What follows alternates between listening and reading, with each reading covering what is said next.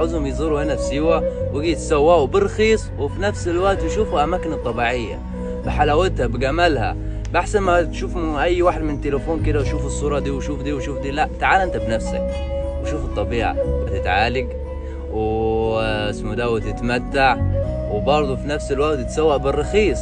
جيت مرة هتعوز تيجي كل مرة، مش عاوز الأيام تعدي، أنت بس تفضل فيها.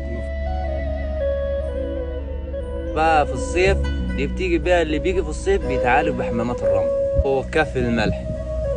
يعني الحمامات الرمل دي ميزتها، يعني لو عندك واحد ممكن تلاقي واحد بيعرق على طول بيطلع عرق، وفي نفس الوقت عنده الروماتي اسمه ده في ظهره المزج، بيجوا بقى في الصيف عشان يتعالجوا حمامات رمل. وبعد ما يخش الحمامات الرمل هم 3 أيام ل5 أيام، وبعد كده بقى بيعملوا المساج، تفتيح الجسم. بعد ما بيتفتح بتعمل مساج بيتلموا كله، بتحس ان انت طالع كأنك في حاجة تقيلة في ظهرك شالت بعد حمامات الرمل ولا وكف الملح.